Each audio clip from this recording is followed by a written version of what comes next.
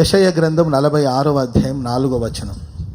యెషయా ప్రవచన గ్రంథం 46వ అధ్యాయం 4వ వాక్యం. ముదిమి వచ్చు వరకు నిన్ను ఎత్తుకునివాడను నేనే. తల వెంట్రుకలు నెరయు వరకు నిన్ను ఎత్తుకునివాడను నేనే. నేనే చేసి ఉన్నాను. సంకబెట్టుకునివాడు నేనే. నిన్ను ఎత్తుకొనుచు రక్షించువాడను నేనే. నిన్ను ఎత్తుకొనుచు రక్షించువాడను నేనే. స్తోత్రం చెప్పినది గట్టిగా. ఈ మాసానికి దేవుడు మనకిచ్చిన వాగ్దానం, ఆయన ఎప్పుడో ఇచ్చాడు ఈ వాగ్దానాన్ని. ఈ మాసంలో మరొకసారి మనకు గుర్తు చేస్తున్నాడు. ఏంటి అంటే, నిన్ను ఎత్తుకొనుచు రక్షించువాడను నేనే. పక్కన వాళ్ళని చూసి చెప్పండి, నిన్ను ఎత్తుకొనుచు రక్షించువాడు ఆయనే అని చెప్పండి. నిన్ను ఎత్తుకొనుచు రక్షించువాడు ఆయనే. Praise the Lord. నిన్నే కాదు, నన్ను ఎత్తుకొనుచు రక్షించువాడు ఆయనే అని చెప్పండి. హల్లెలూయా. ఈ మాసమంతా దేవుడు మనల్ని రక్షించబోతున్నాడు. మనల్ని రక్షించువాడు ఆయనే. మనల్ని కాపాడేవాడు ఆయనే. మనల్ని సంరక్షించువాడు ఆయనే. ఆమేన్ చెప్పాలి. మనల్ని రక్షించువాడు ఆయనే. మనల్ని కాపాడేవాడు ఆయనే. మనల్ని సంరక్షించువాడు ఆయనే. మన సంరక్షణ, మన బాధ్యత మన యేసయ్యదే. ఆయన మనల్ని ఎలా రక్షిస్తాడు తెలుసండి? మనల్ని ఎత్తుకొనుచు రక్షిస్తాడు ఆయన. Praise the Lord. ఎప్పటి వరకు ఎత్తుకుంటాడు అంటే, ముదిమి వచ్చు వరకు నిన్ను ఎత్తుకొనివాడను నేనే. నీ తల వెంట్రుకలు నెరిసిపోయేంత వరకు నిన్ను ఎత్తుకొనివాడను నేనే. నిన్ను ఎత్తుకుంటాను. ముదిమి వచ్చే వరకు నిన్ను ఎత్తుకొనివాడను నేనే. నేనే నిన్ను సృష్టించాను. నేనే నిన్ను ఎత్తుకుంటాను. నేనే నిన్ను మోస్తాను. నేనే నిన్ను రక్షిస్తాను. ప్రియులారా, ఆ అధ్యాయంలో మనం చదువుకుంటూ వెళితే, బబులోను దేశంలో వాళ్ళ దేవతలను వాళ్ళు మోసేవాళ్ళు. దేవుడు అంటాడు, మీరు నన్ను మోయవలసిన అవసరం లేదు, నేనే మిమ్మల్ని మోస్తాను. చెప్పండి కూడా మొదలు గట్టిగా హల్లెలూయా. దేవుని గురించిన భారాన్ని నేను మోయాలేమో. దేవుని మందిరానికి వస్తే నా మీద ఏమైనా భారం పెడతారేమో. దేవుని మందిరానికి వస్తే నేను ఏదైనా భారం మోయవలసిన పరిస్థితి వస్తుందేమో. దేవుని మందిరానికి వస్తే నా భుజాల మీద ఏదైనా భారం పెడతారేమో, బాధ్యతలు ఉంచుతారేమో. నాకున్న ప్రయాసాన్ని బట్టి నేను ఎలా చేయగలుగుతాను? ఇదిగో దేవుని మందిరం కడుతున్నాం. Praise the Lord. దేవుని మందిరం కడుతున్నాం. నీ ఒక లక్ష అంటే యాడ్ నుండి తెస్తారండి లక్ష? ఏంటండి? నీ ఒక లక్ష అంటే వాళ్ళకి అచ్చ లాగా ఉంటుందేమో, కానీ నీ ఒక లక్ష అంటే అది వాళ్ళకి భారమే కదా. దేవుని సేవ మనకి ఎప్పుడు ఆయన మనకు భారంగా ఉంచాలని కోరుకోడు. Praise the lord. నా దగ్గరికి రండి, మీ భారాలు నేను మోస్తాను, మిమ్మును నేను మోస్తాను. ఎప్పుడు వరకు మోస్తానంటే ముదిమి వచ్చే వరకు మిమ్మల్ని ఎత్తుకొని వాడును. మీ భారాన్ని భరించేవాడిని, మీ విషయంలో నేను బాధ్యత గలవాడిగా నీ భారాన్ని మోసేది నేనే. బబులోను దేశంలో చాలా మంది వాళ్ళ దేవుళ్ళని మోస్తున్నారేమో, అది వారికి భారంగా ఉంటుందేమో. నేను మీకు భారంగా ఉండను. నన్ను మోయండి, నన్ను ఊరేగించండి అని నేను కోరుకోను. నేనే మిమ్మల్ని మోస్తాను. మీరేదో నాకు సహాయం చేయాలని నేను కోరుకోను. నేనే మీకు సహాయం చేసే దేవుణ్ణి. బండి మీద మందస పెట్టి తీసుకొస్తున్నప్పుడు పిల్లరా, ఆ ఎద్దు కాళ్ళు జారి ఆ బండి చక్రం ఏంటండి పక్కకి వెళ్ళిపోయి పొలంలోకి వెళ్ళిపోతుంటే, అక్కడే ఉన్న ఎవరైనా ఉజ్జా అనే వ్యక్తి ముట్టుకోబోతే అక్కడే ఆయన మొత్తపడి చనిపోయాడు. అరే మంచిదే కదా, మందసం పడిపోతుంటే పట్టుకోవడం మంచిది కాదంటే, నీవు ఆయనకు సహాయం చేయాల్సిన అవసరం లేదు. నీ దగ్గర నుండి ఆయన సహాయం పొందుకోవాలని కోరుకోడు, ఆయనే నీకు సహాయం చేయాలని కోరుకుంటుండే. చెప్పండి కూడా దేవునికి స్తోత్రం చెప్పండి. అందరు గట్టిగా హల్లెలూయా చెప్పండి. గట్టిగా హల్లెలూయా. యేసు ప్రభు అంటాడు, మీరు నా కోసం ఏడవద్దు, మీకోసం మీ పిల్లల కోసం ఏడవండి. మీరెవరు? సిలువలో అనొద్దు. ఎందుకంటే అన్నాడు, యెరూషలేము కుమార్తెలారా, మీరు నా కోసం ఎందుకు ఏడుస్తున్నారు? అయ్యా సిలువలో అని యేసుని చూసి నీవు ఏడవద్దు, నీకోసం నీవు ఏడవాలి. Praise the lord. నీకోసం, నీ పిల్లల కోసం ఏడవు. యెరూషలేము కుమార్తెలారా, అమ్మలారా, మీరు నా కోసం ఏడవద్దు, మీ పిల్లల కోసం ఏడవండి, మీకోసం ఏడవండి. నన్ను మీరు మోయమని నేను అడగట్లేదు, నేనే మిమ్మల్ని మోయాలని కోరుకుంటున్నాను. ఎప్పటి వరకు మోస్తానంటే ముదిమి వచ్చే వరకు మిమ్మల్ని ఎత్తుకొనివాడు నేనే. స్తోత్రం చెప్పండి గట్టిగా, హల్లెలూయా. కేవలం యవ్వనములోనే కాదండి, యవనస్తులకి ఎవరైనా ఫేవర్గా ఉంటారు. యవనంలో ఎవరైనా యవనస్తులు వచ్చేసి అన్నా మేము పరిచర్య అంతకన్నా భాగ్యం ఉంది, వెళ్ళి బస్ తీసి అక్కడ పక్కన పెట్టండి, ఈ గేట్ తీసి అటు పెట్టండి, ఈ బాక్సులు తీసి అటు పెట్టండి అంటే వాళ్ళు హుషారుగా యవనస్తులు ఉత్సాహంగా పని చేస్తారు, వాళ్ళకి సహకారాన్ని అందిస్తారు. యవన కాలంలో ఎవరైనా భరిస్తారు, యవన కాలంలో ఎవరైనా సహిస్తారు, యవన కాలంలో ఎవరైనా ఎవరికి సహకారాన్ని అందిస్తూ వస్తుంటారు. దేవుడు అంటాడు, నీవు యవ్వన కాలంలో ఉన్నప్పుడే కాదు, యవ్వనములో నేను భరించేది నేనే, ముసలితనమందు కూడా నేను భరించేది నేనే. చెప్పండి కూడా మొదలు గట్టిగా హల్లెలూయా.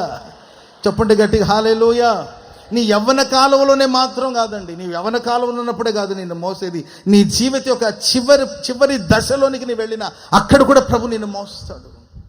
నీవు ఆరోగ్యంగా ఉన్నప్పుడే కాదు, మనం ఆరోగ్యంగా ఉన్నప్పుడు, మనం బలంగా ఉన్నప్పుడు, ఆరోగ్యంగా ఉన్నప్పుడు మనల్ని ప్రభు మోస్తాడు. అంతేకాదండి, మనం అనారోగ్యంలో ఉన్నప్పుడు, మరణ పడకలో ఉన్నప్పుడు, ఇక వీళ్ళ వల్ల ఎవరికి ప్రయోజనం లేదు, ఇంకెందుకు, ఎత్తేసేయండి, తీసేయండి, పాతేసేయండి. మనుషులు ఎన్నో విషయాలు మనం వింటున్నాం. ఓ తల్లి నిద్రపోతుంటే కొడుకు చేపలు చుట్టేశాడంట. చేపలు చుట్టేసి నిద్రపోతుండగానే చేపలు చుట్టేసి తీసుకెళ్ళి పాతి పెట్టడానికి సమాధిలోకి తీసుకెళ్ళిపోయాడంట. గట్టిగా అరిస్తే నా కొడుకు పరపేగా పోతుంది అని ఆమె మౌనంగా ఉండిపోయిందంటండి. చేపలు చుట్టేసి తీసుకెళ్ళి పాతి పెడదామని సమాధి దగ్గరకు తీసుకెళ్ళి తవ్వుతా ఉన్నాడంట. గొయ్యి తీస్తుంటే ఆ సమాధికి ఉన్న ఆ కాటి కాపరి ఎవరో ఒక ఆయన పరిగెత్తుకుంటూ వచ్చి పర్మిషన్ లేకుండా ఎవరు పాతి పెడుతున్నట్టే ఆయన అక్కడే వదిలేసి వెళ్ళిపోయాడంట. ఎవరి శవం ఎవరని చెప్పి ఓపెన్ చేస్తే ఆ చేపలో ఏంటండి శవం కాదండి, బతికిన తల్లి ఉంది. మనిందయ్యా, నన్ను ఆల్మోస్ట్ వాళ్ళు గొయ్యి తీసేశాడు, నన్ను గొయ్యిలో తోసేసి నన్ను కప్పేశాడు బాబు అంటదంట తల్లి. ఏంటమ్మా, ఎవరు చేశారు ఈ దుర్మార్గమైన పని అంటే, నేను చెప్పలేనయ్యా. ఎవరు నేను ఇక్కడ మోసుకొచ్చారమ్మా, నీ బతికుండగానే పాతి బిడ్డని ఎవరు, నేను చెప్పలేనయ్యా. చెప్తే తన కొడుకు పరువైపోతుంది కదా, కేకలేసి గోల చేసి పోలీస్ స్టేషన్లో కంప్లైంట్ ఇస్తే, పోలీస్ స్టేషన్లో కంప్లైంట్ ఇద్దామంటే పోలీస్ స్టేషన్లో కంప్లైంట్ ఇస్తే నా బిడ్డ పరువేగా పోతుంది, నేను ఇక బతికి కూడా ఎవరికి లాభం అయ్యా, నా కొడుకుకే లాభం లేదు కనుక అలా నన్ను మట్టిలో తోసేసి పాతేసయ్యా, పుణ్యం కట్టుకో బాబు అంటుంటే ఆ కాటి కాపరి అంటాడమ్మా, ఎంతోమంది శవాన్ని పూడ్చిపెట్టాను, మనిషిని నేను ఎవరిని పూడ్చిపెట్టలేదు, నన్ను పాతేసండి అయ్యా అని ఏడుస్తుంది తల్లి. మనిషి యవ్వనంలో ఉన్నప్పుడు, ఆ అమ్మ యవ్వనంలో ఉన్నప్పుడు, బలంగా ఉన్నప్పుడు, పొలం పని చేస్తున్నప్పుడు, సంపాదిస్తున్నప్పుడు, తీసుకొస్తున్నప్పుడు కొడుకు అమ్మను ప్రేమించుంటాడు, అమ్మతో ఉండుంటాడు, అమ్మ వండి పెడుతుంటే కమ్మగా తిని ఉంటాడు. కానీ ఈ అమ్మ వల్ల నాకు లాభం లేదు, ఈ అమ్మ వల్ల నాకు ప్రయోజనం లేదు, ఈమె ఇంటికి భారంగా ఉంది, ఈమెకి మేము సమస్త సేవ చేయాల్సిన పరిస్థితి వస్తుంది, ఒక చంటి బిడ్డను చూసుకోవాల్సిన పరిస్థితి వచ్చింది, ఇక కష్టం అన్నప్పుడు చేపలు చుట్టి బతికుండగానే పాతి పెట్టాలనుకున్నాడు ఆ కొడుకు. ప్రియులను ఆయన మట్టిలో పాతి పెట్టడానికి తీసుకెళ్ళాడు. కొంతమంది తల్లిదండ్రులు బ్రతికుండగానే మట్టిలో పాతి పెట్టకపోయినా మానసికంగా వాళ్ళని పాతి పెడతా ఉంటారు. మనుషులు బలంగా ఉన్నప్పుడు, పరిస్థితులు అనుకూలంగా ఉన్నప్పుడు, నీవు హుషారుగా తిరిగినప్పుడు ప్రయోజనమే. నీవు మూల మీద పడ్డప్పుడు, నీవు లేవలేని పరిస్థితుల్లో ఉన్నప్పుడు, నీ కాళ్ళు చేతులు పడిపోయి నీ ఒక కుర్చీకి ఒక వీల్ చైర్కి పరిమితం అయిపోయి నీ పని కూడా నీవు చేసుకోలేని పరిస్థితుల్లో నీవు వచ్చినప్పుడు, అప్పుడు మనుషులు ఎలా స్పందిస్తారు? అప్పుడు విసుక్కుంటారు. అప్పుడు నీ మాట విసుగు, వాడికి నీ పాట విసుగు, నీ పద్ధతుల విసుగు, అన్ని విసుగు. నువ్వు గుంపులో ఉన్నప్పుడు, నీ చుట్టూ ఒక పెద్ద సమూహం ఉన్నప్పుడు, నీ చుట్టూ ఒక సమాజం ఉన్నప్పుడు ఎవరైనా నేను భరిస్తారు, నేను మోస్తారు.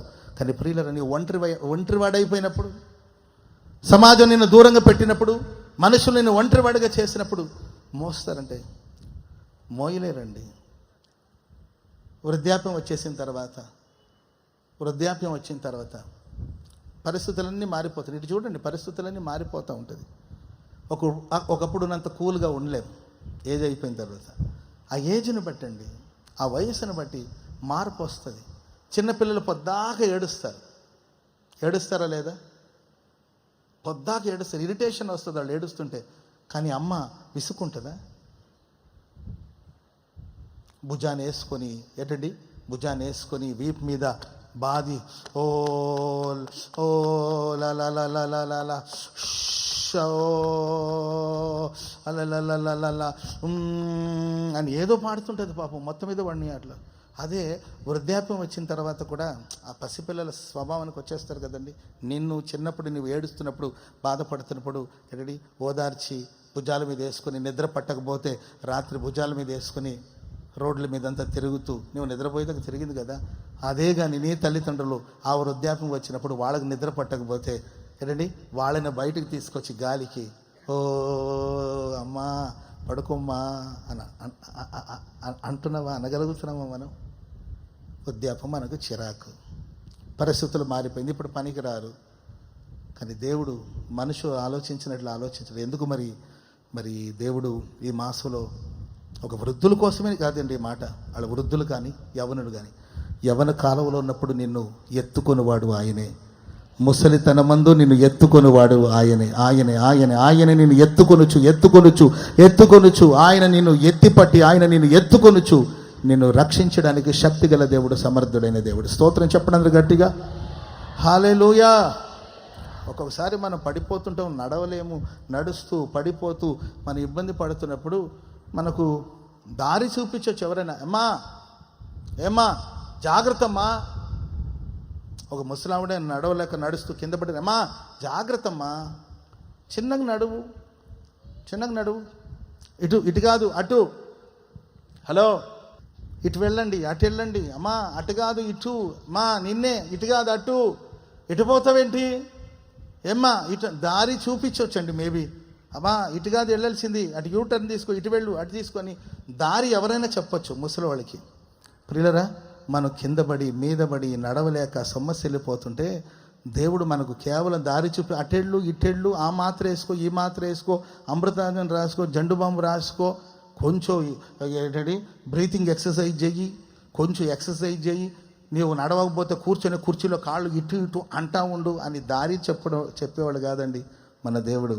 ముసలితనం వంతు వృద్ధాప్యం వచ్చేంత వరకు తన చేతుల మీద మనల్ని ఎత్తుకునే దేవుడు, తన భుజాల మీద మనల్ని మోసే దేవుడు. స్తోత్రం చెప్పండి అందరు గట్టిగా.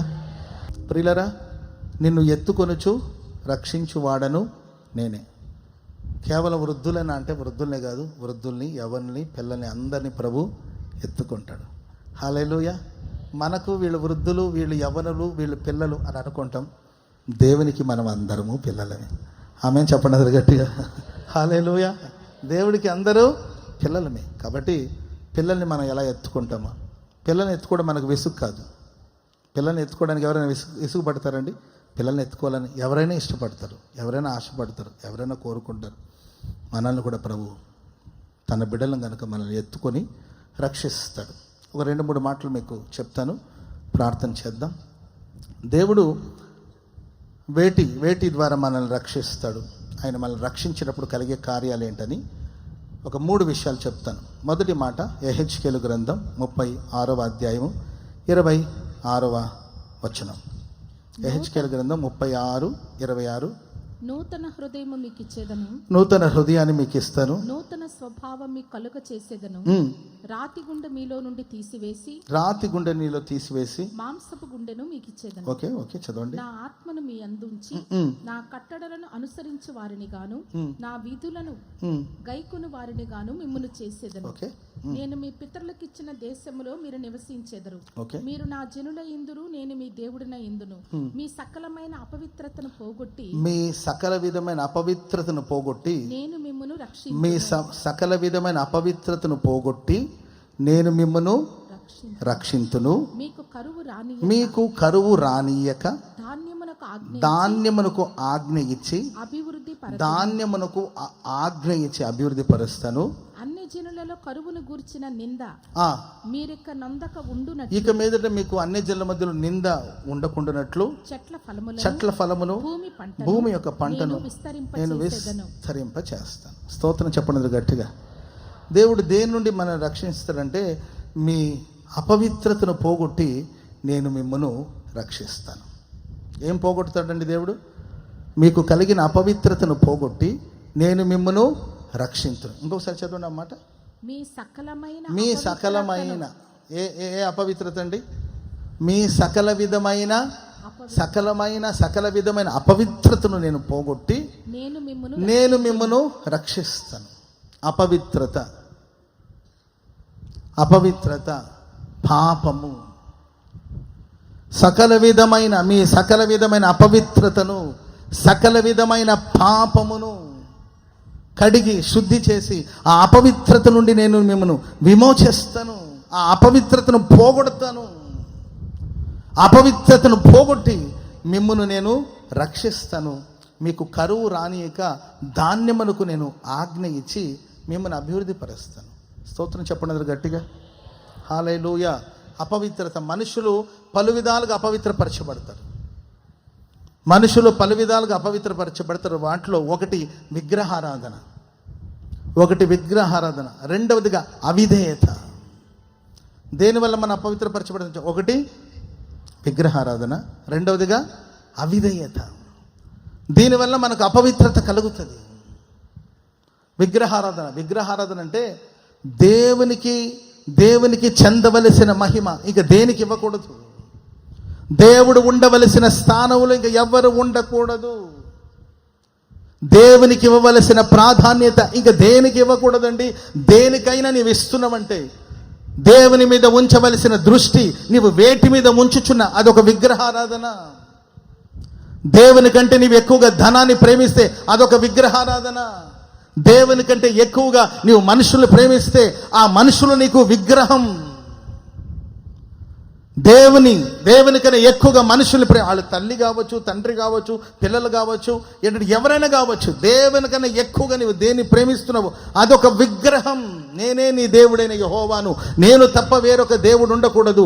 ఆకాశం మంది కానీ, భూమి మీద కానీ, భూమి కింద పాతాళ మంది కానీ దేని రూపమును చేసుకోకూడదు, వాటికి సాగిల పడకూడదు. ఎందుకంటే మీ దేవుడైన యెహోవానకు నేను రోషము కలిగిన దేవుణ్ణి. స్తోత్రం చెప్పడం గట్టిగా. హల్లెలూయా. ఇది రోషము కలిగిన ప్రేమ. ఆమేన్. చిన్నపిల్లలు కొంతమంది తీసుకొస్తారు వాళ్ళ నాన్న. నేను సరదాగా ఆ పిల్లల్ని ఆట పట్టించడానికి ఈయన మా నాన్న అంటాను.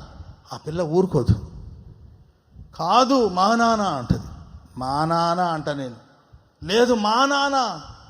అవసరమైతే దిగి 4 దెబ్బలైనా ఎత్తది. మా నాన్న నాకే సొంతం. ఆమేన్ చెప్పండి గట్టిగా. చెప్పండి గట్టిగా. హల్లెలూయా. మన దేవుడు అంటాడు, నా బిడ్డలు నాకే సొంతం. ఆమేన్ చెప్పండి గట్టిగా. నేనే వారికి తండ్రిగా ఉండాలి, నేనే వారికి యజమానుడిగా ఉండాలి, నేనే వారికి కాపరిగా ఉండాలి, నేనే మీ దేవుడను, నేను తప్ప వేరొక దేవుడు ఉండకూడదు. అలా దేవునికి ఇవ్వవలసిన స్థానాన్ని, ప్రాధాన్యత నీవు ఎవరికైనా ఇస్తుంటే అదొక విగ్రహం. దీనివల్ల మనం అపవిత్రపరచబడతాం. ఎంత చక్కగా గృహదేవతను తీసుకొచ్చి గుడారాలో దాచిపెట్టేసింది. ఎవరు ఆవిడ? చెప్పాలి ఎవరండి? రాహేలు. అందముంది, సౌందర్య రాశి, ఆశపడి ప్రేమించి 14 సంవత్సరాలు కొలువు చేసి కష్టపడి పెళ్లి చేస్తున్నాడు. ఆమె అందానికి దాసుడైపోయాడు. 14 సంవత్సరాలు కొలువు చేసి అంతా ఓకే. విగ్రహాన్ని, అది ఏ విగ్రహం అంటే ప్రేమైన వాళ్ళ గృహదేవత. లాబాను వచ్చి అంటాడు, నా విగ్రహాన్ని ఎందుకు తెచ్చారు, ఇచ్చేయండి నాకు. ఈరోజు సాతానుగాడు కూడా వచ్చాడు ఈ కూటానికి. ఉన్నాడు, అక్కడక్కడ ఉంటాడు. చూస్తానంటే చెప్పండి, చూపిస్తా. అక్కడక్కడ ఒకడు ఉన్నాడు, ఉండి అడుగుతున్నాడు, నా సరుకు నాకు ఇచ్చే, నేను వెళ్ళిపోతా. నా సరుకు నాకు ఇచ్చేయండి, నీతో నాకేం పని, చర్చిలోకి వచ్చేసేవుగా, నీతో నాకేం పని, ఇచ్చే నా సరుకులను పెట్టుకొని దేవుడు అంటే ఎట్లా? ఉంటే దేవుడు నన్ను ఆరాధించు, లేకపోతే నన్ను ఆరాధించమని సాతానుడు కూడా అడుగుతున్నాడు. మీ సమాధానం ఏంటి? లాబాను వచ్చి అడుగుతున్నాడు, ఇచ్చేయి, నా దేవత నాకు ఇచ్చేయండి, మా దేవతలతో నీకేం పని, ఇచ్చేయమంటుంటే యాకోబు అంటాడు, మేమెందుకు తెచ్చుకుంటాం అంటే, తెచ్చుకోకపోతే మరి ఎట్టొచ్చింది, ఎవరి దగ్గర ఉంది, వెతుక్కోరా బాబు, మాకేం అవసరం అంటే, శుభ్రంగా ఆమె ఇంట్లో దాచేసి, గుడారంలో దాచేసి ఆ విగ్రహం మీద కూర్చొని వాళ్ళ నాన్న వచ్చి అడిగితే, నాన్న నేను లేవలేను నాన్న, కొంచెం నాకు హెల్త్ బాగాలేదని ఆమె రీజన్స్ ఏదో చెప్తే, కూతురే కదని దాటి వెళ్ళిపోయాడు. విగ్రహాన్ని దాచిపెట్టింది, గృహదేవతను దాచిపెట్టింది. అంటే ఆమె అర్థం ఏంటంటే, ఈ విగ్రహాల వల్లే మా నాన్న అంత గొప్పోడయ్యాడు, సరే, ఆమె రీజన్స్ ఆమెకు ఉండొచ్చు, నేను కాదంట్లా. ఈ విగ్రహాల వల్ల, దీన్ని ఫాలో అవ్వడం వల్లనే మా నాన్న అంత గొప్పవాడయ్యాడు, మా ఆయన కూడా అంత గొప్పవాడు అవ్వాలంటే నేను కూడా దీన్ని ఫాలో అవ్వాలేమని అనుకోలేదో మనకు తెలియదు. అన్యుల ఆచారాలు, అన్యుల పద్ధతులు, మంచి రోజులు చూడడం, జాతకాలు చూడడం, ముహూర్తాలు చూడడం, ఇలా రకరకాలమైన కార్యక్రమాలు కొంతమంది ఏర్పాటు చేసి, ఎందుకంటే దీనివల్ల ఏదో మంచి జరుగుతుందేమో అని అనుకొని వాటిని ఫాలో అవుతుంది ఆవిడే. కానీ ప్రేమైన వాళ్ళ అందం ఉంది, ప్రేమించే భర్త ఉన్నాడు, ఆమె ప్రార్థన ఆలకించి దేవుడు బిడ్డల్ని ఇచ్చాడు, పిల్లలు ఉన్నారు. కానీ భర్తతో పాటు అంతవరకు ప్రయాణం చేయలేకపోయిందండి. మార్గ మధ్యలోనే మరణించి పాతి పెట్టబడింది.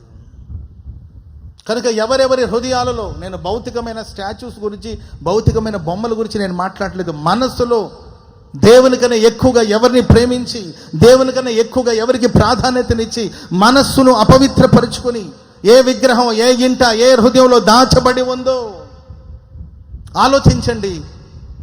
ప్రభువులో మీరు ఒప్పుకోండి, నా దేవుడు ఆ విగ్రహం వలన కలిగిన అపవిత్రత అంతటిని పోగొట్టి మిమ్మల్ని రక్షించబోతున్నాడు. చప్పట్లు కొడుతూ మొదలు గట్టిగా గట్టి గట్టి గట్టి గట్టిగా చప్పట్లు కొడుతూ ప్రతి విగ్రహారాధన అనుభవాలు యేసు నామములో నీలో నుండి తొలగిపోవును గాక. ప్రతి అపవిత్రత తొలగిపోవును గాక. ప్రతి అపవిత్రత తొలగిపోవును గాక. మీ హృదయాలు పవిత్రపరచబడును గాక. మీ హృదయమందు దేవుని సింహాసనం స్థాపించబడును గాక. దేవుని సన్నిధి నీలో నిత్యము నిలిచి ఉండును గాక. అవిధేయతనే అపవిత్రత. దేవుని వాక్యానికి వ్యతిరేకంగా జీవించడం, దేవుని వాక్యానికి భిన్నంగా ప్రవర్తించడం. దేవుడు ఒకడు చెప్తున్నాడు, నీవొకడు చెప్తున్నావు. దేవుని చిత్తం ఒకలాగా ఉంది, నీవు ఒకలాగా ప్రవర్తిస్తున్నావు. దేవుడు చేయొద్దని అన్నదాన్ని చేస్తున్నావు, దేవుడు చేయమనే దాన్ని చేయలేకపోతున్నావు. ఇది అవిధేయత. ఈ అవిధేయత వల్ల కలిగిన అపవిత్రతను దేవుడు పోగొట్టి మిమ్మల్ని రక్షిస్తాడు. అప్పుడు వాక్యం సెలవిస్తుంది, మీకు కరువు రానీయక. ఏం రానీయకండి? నోరు తెరి చెప్పండి. కరువు, నాకు కరువు, మనకు కరువు రానివ్వడు. ఆమెను చెప్పండి అందరూ గట్టిగా. పక్కన వాళ్ళని చూసి చెప్పండి, మీకు కరువు రానివ్వడు. ఆర్థిక కరువు రానివ్వడు. అనండి, ఆర్థిక కరువు రానివ్వడు. ఆహారపు కరువు రానివ్వడు. సమాధానం అనే కరువు రానివ్వడు. సమాధానం లేకపోవడం, సమాధానం కరువు అయిపోతుంది. ఆర్థిక ఇబ్బందులు ఏర్పడుతూ ఉంది. ఆహారం కరువు అవుతుంది, ఆరోగ్యం కరువు అయిపోతుంది. కరువు రానీయక. స్తోత్రం చెప్పండి గట్టిగా. ఆయన ఎవరికి ఆజ్ఞాపిస్తాడంట? చెప్పాలి. ఎవరికి ఆజ్ఞాపిస్తాడు? ఎవరికి ఆజ్ఞాపిస్తాడు? నిన్ను ఆజ్ఞాపించడు. నీవు అలాగే ఉండు. హలో అమ్మా, అలాగే ఉండు. Praise the Lord. మీరు అలాగే ఉండండి. ఎవరికి ఆజ్ఞాపిస్తాడు దేవుడు? ధాన్యానికి. ధాన్యమా, హలో ధాన్యమా, ధాన్యానికి ఆజ్ఞాపించి వీడు మావాడు, ప్రైజ్ ది లార్డ్, వీడు మనోడు, ఈ తల్లి నా తల్లి, ఈ అమ్మ మా అమ్మ, ఈ ఫ్యామిలీ నా కుటుంబం, వీళ్ళు నా బిడ్డలు, ఈ సంఘం పరిశుద్ధమైన సంఘం, ఈ సంఘం నా సంఘం, ఈ జనులు నా జనులు, వీళ్ళు ఖచ్చితంగా అభివృద్ధి పొందాలి. చప్పట్లు కూడా అందరూ గట్టిగా గట్టిగా. నువ్వేం చేస్తావో నాకు తెలియదు, వీళ్ళు అభివృద్ధి పొందాలి. ఆమెను చెప్పండి గట్టిగా. ధాన్యమా నీకు ఆజ్ఞాపిస్తున్నాను, నీవేం చేస్తావో నాకు తెలియదు, వీళ్ళు అభివృద్ధి పొందాలి. ధాన్య ద్రాక్షరసం వృద్ధి పొందాలి. సారు నేను ఎక్కడికి వెళ్ళాలి? వీళ్ళ దగ్గరికి వెళ్ళాలి. ఆమెను చెప్పండి గట్టిగా. సరే ఈ బస్తాలు ఎక్కడ దించాలి? గోరంట్లలో దించండి. ఆమెను చెప్పండి గట్టిగా హల్లెలూయా. ఈ బస్తాలు ఎక్కడ దించాలి? పాతగుంటలో దించండి. ఈ బస్తాలు ఎక్కడ? దయాక్షేత్రంలో దించండి, తీసుకెళ్ళి. స్తోత్రం చెప్పడం గట్టిగా. ధాన్యంతో దేవుడు ఆజ్ఞ. ధాన్యమా, వీళ్ళు నా ప్రజలు, వీళ్ళు అభివృద్ధి పొందాలి. వీళ్ళని ఎలా అభివృద్ధి పరచో నాకు తెలీదు. ధాన్యం అక్కడికి వెళ్ళి చేరాలి. ధాన్యానికి దేవుడు ఆజ్ఞాపిస్తాడు. పేతురు, నీవు కుడివైపున వల వేశాను. ఏం చేయాలంటే, చేపలన్నీ ఎక్కడున్నాయి? ఎటు వెళ్ళారు? హలో, వీళ్ళంతా ఎటుపోయారు? Praise the lord. పెద్ద చేప ఉసూరని కూర్చొని ఏంటి అక్కడ? మనోళ్ళందరూ ఏరి, అయ్యా అటొకడు పోయాడు, ఇటొకడు పోయాడు, అటొకడు పోయింది, ఇటొకడు పోయింది, వాళ్ళు అటు పోయి అందరూ రండి. యాడికి? ఎక్కడ మీటింగు? పేతురు వల్లోనే మీకు మీటింగ్. మొత్తం వచ్చి వల్లో పడింది. చప్పట్లు కొడదాం అందరూ గట్టిగా, గట్టి గట్టి గట్టి గట్టిగా. హల్లెలూయా, హల్లెలూయా. ఏ కాకోళం, ఏ కాకోళం, ఏ కాకి, కాకి ఏం సారు, ఏం సార్ అంటే, అక్కడ వాగు దగ్గర మావాడు కూర్చున్నాడు ఏలియా.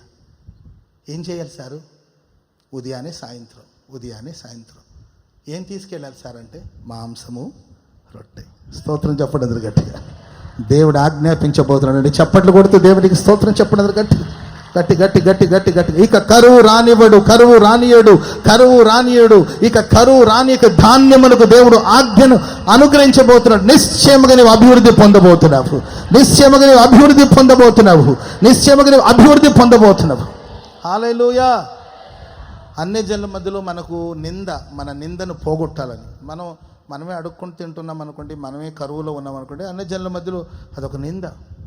దేవుడు అని వెళుతున్న దేవుడు ఏం చేశాడు? ప్రార్థన అని పోతున్నా ఏం చేశారు? అసలే లేదు. ఉన్నవన్నీ కూడా చిల్లర మార్చి అక్కడ చందాలు వేసి వస్తున్నారు. ఇక ఏం బాగుపడతారని అన్ని జనుల మధ్యలో మనకు నింద ఉందేమో. మీ దేవుడు ఏం చేశాడు అని అంటున్నప్పుడు, దినమెల్ల మీ దేవుడు ఏమయ్యాడు అని అంటున్నప్పుడు నేను వేదన పడిపోయాను. Praise the Lord. దేవుడు అంటాడు, చెట్ల ఫలాలు, భూమి పంటను ఆయన విస్తరింపచేస్తాడంట. స్తోత్రం చెప్పడం గట్టిగా. చెట్ల ఫలాలు, మీకున్న ఏంటండి ఆదాయం, మీరు చేసిన చెట్ల ఫలాలు కావచ్చు, భూమి యొక్క పంటను కావచ్చు, దేవుడు విస్తరింపచేస్తాడు. మన భాషలో చెప్పాలంటే మన జీతాలు పెరగాలి, అంతే కదా. ఆమెను చెప్పండి గట్టిగా.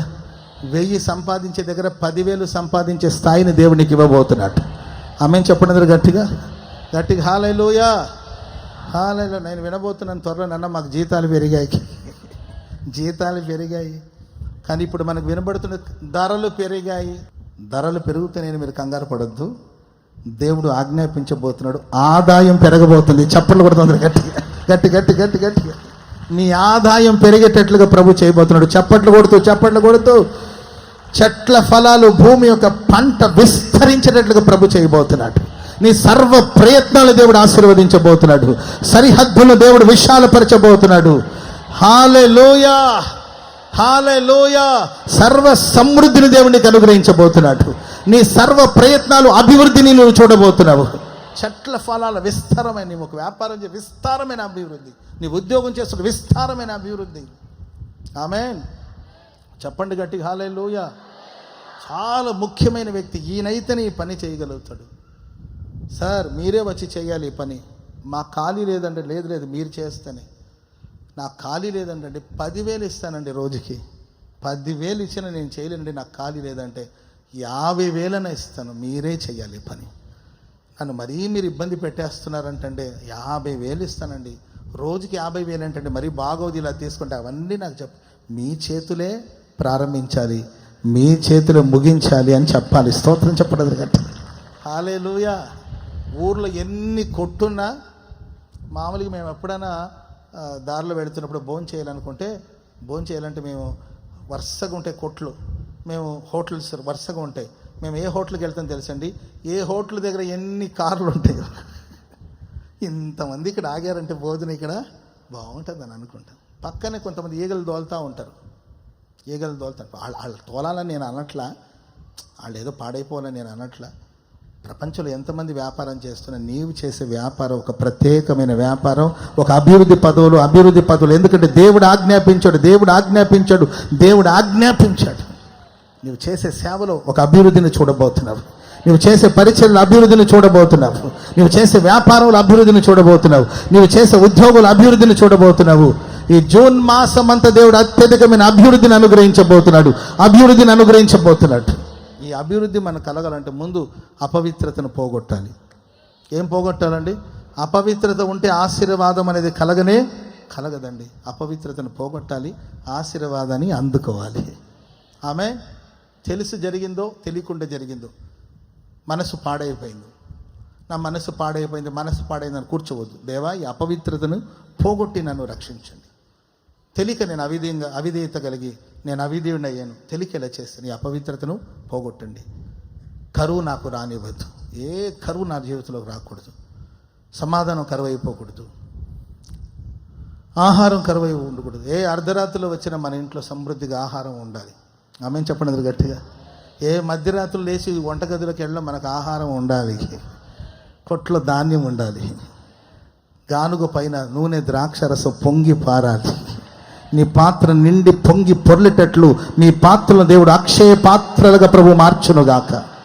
ఆమేన్. ధాన్యానికి దేవుడు ఆజ్ఞాపించబోతున్నాడు. సర్వ సమృద్ధిని నీ వెతకడం కాదు, సమృద్ధి నిన్ను వెతుక్కొని రాబోతుంది. క్షేమాన్ని నీ వెతకడం కాదు, క్షేమం నిన్ను వెతుక్కొని రాబోతుంది. క్షేమము వెంట నీవు వెళ్ళవు, క్షేమమే నిన్ను వెంబడించబోతుంది. చప్పట్లు కొడుతూ స్వతంత్రించుకోండి. దైవాశీర్వాదాన్ని స్వతంత్రించుకోండి. ఎత్తుకొని ఆయన నిన్ను రక్షించబోతున్నాడు. హల్లెలూయా. రెండో మాట, కీర్తనల గ్రంథం 22వ కీర్తన 21వ వచనం. కీర్తనల గ్రంథం 22వ కీర్తన 21వ వచనం. సింహపు నోట నుండి నన్ను రక్షింపము. గురుపోతుల కొమ్ములో నుండి నన్ను రక్షించి నాకు ఉత్తరం ఇచ్చి ఉన్నావు. సింహపు నోటు నుండి రక్షింపము. గురుపోతుల కొమ్ములో నుండి నన్ను రక్షించి నాకు ఉత్తరం ఇవ్వండి. స్తోత్రం చెప్పలేదు గట్టిగా. నన్ను రక్షించి నాకు ఉత్తరం ఇవ్వండి. తలలు పైకెత్తి వినండి. ఇది ఎవరి కీర్తనమ్మా? దావీదు రచించిన కీర్తన. దేవా నాకు ఉత్తరం ఇవ్వండి. ఆన్సర్ కావాలి, నాకు సమాధానం కావాలి. దేవుడి దగ్గర నుండి నాకు సమాధానం కావాలన్న వాళ్ళందరూ చేతులు ఎత్తండి. నా ప్రార్థనకు ఉత్తరం కావాలి. కొందరికి వద్దనుకుంటాను, బిత్తరగా చూస్తున్నారు. ఉత్తరం కావాలన్న వాళ్ళందరూ నాకు దేవుడి దగ్గర నుండి ఉత్తరం కావాలి, సమాధానం కావాలని కోరుకునేవాళ్ళు. ఎలా ఉత్తరం ఇవ్వాలి నీకు? దావీదాడు, ప్రభువా నాకు ఉత్తరం ఇవ్వండి, నన్ను రక్షించి నాకు ఉత్తరం ఇవ్వండి. నీవు నన్ను రక్షించినప్పుడే నాకు ఉత్తరం వస్తుంది. నీవు నన్ను రక్షించి నాకు సమాధానం ఇవ్వండి. నన్ను రక్షించండి, నాకు సమాధానం ఇవ్వండి. ఎలా సమాధానం ఇవ్వాలి బాబు నీకు నేను? దావీదు, ఎలాంటి ఆన్సర్ కావాలి? నీ ఉత్తరం ఎలా ఉండాలంటే సింహపు నోట్ల నుండి నేను తప్పించబడాలి.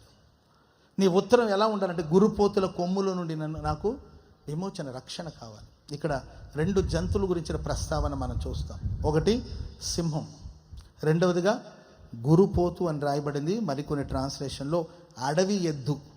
ఏ ఎద్దు అండి? అడవి ఎద్దు. సింహపు నోరు, అడవి ఎద్దు యొక్క కొమ్ము. 2 విషయాలు ఇక్కడ మనం చూస్తున్నాం. సింహపు నోటి నుండి నన్ను రక్షించండి. గురుపోతు లేకపోతే అడవి ఎద్దు యొక్క కొమ్ముల నుండి నన్ను తప్పించండి, నన్ను రక్షించి నాకు ఉత్తరం ఇవ్వండి. స్తోత్రం చెప్పండి అందరు గట్టిగా. హల్లెలూయా. సింహం వచ్చేసి క్రూరమైన జంతువు. ఎలాంటి జంతువు అండి? క్రూరమైన జంతువు. మనం ఇప్పుడు జంతు శాస్త్రంలోకి వెళ్ళాము కానండి, మనుషులే కొన్నిసార్లు క్రూరమైన జంతువులు కన్నా దారుణంగా ఉంటారు. ఆ నోరు మనం తట్టుకోలేమండి. క్రూరమైన మనుషుల దగ్గర ఉండేదంటే నోరు. ఆ నోట్లో మనం పడలేం. అది అంతులేని అగాధం. అంతే. వాళ్ళకి మనం సమాధానం చెప్పలేం. మాటికి క్రూరమైన సింహం. నా దారేదో నా బతికేదో నేను బతుకుతాను, నా జీవితం ఏదో జీవిస్తాను, నా ప్రార్థన ఏదో నాది అనుకున్న వాడిని తీసుకెళ్ళి ఆ క్రూరమైన ఆ సింహాల మధ్యలో పడవేశారు దానియేలుని. కొన్నిసార్లు క్రూరమైన మనుషుల మధ్యలో మనల్ని పడేస్తారు. క్రూరమైన మనుషులు వాళ్ళ మాటలతోనే మనల్ని చంపేస్తారు. మాటలతో మనల్ని నొప్పిస్తారు. మాటలో మనకు ఇరిటేషన్, మాటలో మనకు ఏంటంటే చిరాకు, మాటలో మనకు విసుగు వచ్చేసి ఆ మాటలకి మనం ఏదో చేసుకొని చచ్చిపోవాలనిపిస్తుంది. అట్లా మాట్లాడి వేధించి క్రూరమైన మనుషుల మధ్యలో నీవు ఒకవేళ ఉన్నావేమో, నిన్ను రక్షించాలని ప్రభు వచ్చాడండి. ఆ సింహపు నోటుల నుండి దేవుడు నిన్ను తప్పించబోతున్నాడు. చెప్పలు కూడా మొదలు గట్టి. సింహపు నోటి దగ్గర ఉండంటే ఆల్మోస్ట్ ఆల్ నోటి దగ్గరికి వెళ్ళిపోయారేమో. ఆల్మోస్ట్ ఆల్ ఇంకా విడుదల లేదు, నోటి వరకు వెళ్ళిపోయారేమో. దేవుడు తప్పించబోతున్నాడు అండి. స్తోత్రం చెప్పండి గట్టిగా. హల్లెలూయా. క్రూరమైన మనుషులు, మీరు బైబిల్లో చదువుకుంటూ వస్తే క్రూరమైన మనుషులు ఈ శాంసన్ ఒక అమ్మాయిని పెళ్లి చేసుకుంటాడు. పెళ్లి చేసుకున్న తర్వాత వాళ్ళు ఏదో ఒక పొడుపు కథ ఏదో ఒకటి చెప్తారు. ఆ ఆన్సరు చెప్పాలని ఈయన అంటాడు. శాంసన్ ఒక పొడుపు కథ ఒకటి వేస్తాడు. వాళ్ళు దానికి ఆన్సర్ చెప్పలేకపోతారు. అప్పుడు ఈ అమ్మాయిని వాళ్ళు రెచ్చగొడతారు. ఆడెవడో యూదుడు ఆడొచ్చేసి మన పిలుస్తుంది, ఇలా చేస్తాడా, నీవు అసలు చెప్తావా లేదని విసిగిస్తే ఆమె భయపడి భర్తని బుజ్జగించి ఆన్సర్ తెలుసుకొని ఆన్సర్ చెప్పేస్తే వాళ్ళకి ఆ విషయం ఆ పెట్టిన సమయం లోపల దాన్ని చెప్పేస్తే ఈయనకి కోపం వచ్చేసి అలిగి వెళ్ళిపోతాడు. ఎలా వెళ్ళిపోతాడండి? అలిగి వెళ్ళిపోయి ఆ తర్వాత వచ్చేసరికి వీళ్ళు ఆనేం చేసుకుంటాడు, పోయాడు కదా ఇంకా అల్లుడు ఇంకేం వస్తాడులే అని ఇంకొకటి గీసి అమ్మాయిని పెళ్లి చేసేస్తాడు. అర్థమైందండి? ఈయన వచ్చేసి మరలా కోపం, అన్నిటికీ కోపం. కొంతమందికి ఏంటో మరి అభిషేకం పొందిన వాళ్ళకి అంత కోపం ఏంటో నాకు అర్థం కాదు. అభిషేకం పొందిన వాళ్ళకి అభిషేకానికి కోపానికి ఏమైనా కనెక్షన్ ఉందండి? అభిషేకం వచ్చిన వాళ్ళకి అమ్మో అదేం కోపమో నాకు అర్థం కావట్లేదు. మరలా వచ్చి ఏది నా భార్య ఏదంటే, మరి ఆ రోజు వదిలేసి వెళ్ళావు, ఇప్పుడు వచ్చి నా భార్య అంటే ఎట్లా? అయ్యా వేరేవాడికి ఇచ్చి పెళ్లి చేసేసాను, ఏం బాధపడదు, ఇంకొక అమ్మాయి ఉంది, ఆ అమ్మాయిని ఇచ్చి నీకు పెళ్లి చేస్తాము, నువ్వు గోల్ చేయొద్దురా నేను కూల్గా ఉండమంటే ఏం చేశాడమ్మా? వెళ్ళి 300 నక్కలను పట్టుకొని. ఏం పనులు ఇవన్నీ? ఏం పనులు అయ్యాయి బాబు? ఏం పనులు ఇవన్నీ? విశ్వాసులకు ఏం పనులు ఇవన్నీ? నక్కలతో ఏం పని నీకు? ఆ నక్కల దారిగా పోకుండా తీసుకొచ్చి 300 నక్కలు పట్టుకొని దివిటీలను తెప్పించి ఎవరు మరి వీడికి సపోర్ట్ చేసేవాళ్ళు ఎవరు నాకు తెలియదు. దివిటీలు ఎవరి దగ్గర తెప్పించారట. ఉంటారు ఇట్లాంటి వాళ్ళందరికీ, తలమాసిన వాళ్ళకి ఎవరో హెల్ప్ చేసేవాళ్ళు ఉంటారు. ఆ దివిటీలు తెప్పించి తోక తట్టు తోకను తిప్పి 2 తోకల మధ్యను ఒక్కొక్క దివిటి ఏంటండి ఏంటి పనులని? దాని తోక 2 నక్కలు తీసుకొచ్చి ఆ తోక ఏ తోక కట్టి దాని మధ్యలో దివిటి పెట్టి ఏంది ఇది? ఏం ప్రాజెక్ట్ ఇది? ఇదేం ప్రాజెక్ట్ అండి? Praise Lord. ఏదో ఒక డ్యామ్ ప్రాజెక్ట్ ఏదో ఒకటి ఉందిగా, పూర్తి అవ్వకుండా. ఏంది? పోలవరం ప్రాజెక్ట్ ఇదేమన్నా పోలవరం ప్రాజెక్ట్ ఏమన్నా పనికి వచ్చే ప్రాజెక్టా? ఆ నక్క నీ ఓపిక ఏంటి అసలు? ఎంత ఓపికరా మహానుభావ నీకు? ఆ తోక తీసుకొచ్చి కట్టేసి దాన్ని మళ్ళీ దివిట్లో పెట్టి 300 అంటే 150 నక్కలు అటు ఇటు 150 నక్కలు వాటి తోకలు కలిపి దివిటీలు పెట్టి అగ్ని మండ చేసి ఫిలిస్తీయుల గోధుమ చేలలోకి పంపిస్తే పనల కుప్పలను, పైరును, ద్రాక్ష తోటలను, ఒలీవ తోటలను తగలబెట్టాడు. అన్ని తగలబెట్టేశాడు.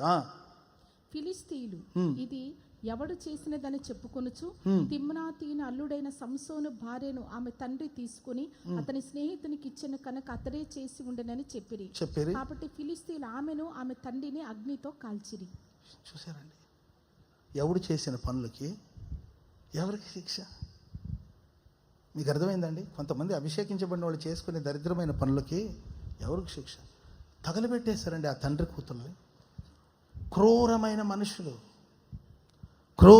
మనుషులు ఎవడో చేసిన తప్పులకి ఎవడికో శిక్ష. క్రూరమైన మనుషులు. అసలు నా తప్పితాలు ఏమి లేవు బాబు, నాకు అసలు సంబంధమే లేని సబ్జెక్టు, అసలు నాకు తెలీదు బాబు అంటే క్రూరమైన మనుషుల మధ్యలో కొన్నిసార్లు పడవేయబడుతుంటాం. నిలువున దహించేస్తారు, నిలువున కాల్చివేస్తారు, నిలువున చంపేసే మనుషులు. ఆ తర్వాత శాంసన్ పట్టుకున్నారు. శాంసన్ ఏం చేశారు? కళ్ళు ఊడబెరికేశారు. క్రూరమైన మనుషులు. ఒకవేళ నీవున్న పరిసర ప్రాంతంలో క్రూరమైన మనుషులు హింసాత్మకంగా ప్రవర్తిస్తారు, క్రూరంగా బిహేవ్ చేస్తారు, క్రూరంగా వేధించే మనుషుల మధ్యలో ఒకవేళ నీవు ఉన్నావేమో, ప్రియులారా, నిన్ను రక్షించాలని ప్రభు ఎదురు చూస్తున్నాడు. సింహపు నోటు నుండి తప్పించగలిగిన సర్వశక్తి గల దేవుడు నిశ్చయముగా నిన్ను రక్షించబోతున్నాడు. నిన్ను రక్షించి నీకు ఉత్తరం ఇచ్చి ఉన్నాడు ప్రభు. హల్లెలూయా. రెండవదిగా ప్రియులారా, అడవి ఎద్దు అంటే ఇది ప్రమాదకరమైన జంతువు. సింహం అయితే చంపుకొని తింటదా? తినడానికే కదండి సింహం పట్టుకునేది, అంతేనా? చెప్పరే. సింహం మనుషులను తింటదా లేదా? తింటది. ఆహారం కాబట్టి సరిపోని దానికి ఆహారం కాబట్టి తిను, నన్ను చంపుకొని తిను. Praise the Lord. ఇంట్లో అంట నన్ను తినండి, నన్ను చంపుకొని తినండి. సరే, చంపుకొని తినే మనుషులు ఒకవైపున. ఈ అడవి ఎద్దు ఉంది కదండి, దీనికి కొమ్ము ఉంటుంది. ఈ కొమ్ములతో అది దాడి చేస్తుంది. ఇది ప్రమాదకరమైన జంతువు. అది క్రూరమైన జంతువు, ఇది ప్రమాదకరమైన జంతువు. కొందరు క్రూరంగా బిహేవ్ చేసే మనుషులు ఉంటారు, కొంతమంది ప్రమాదకరమైన మనుషులు, చాలా డేంజర్ అనమాట.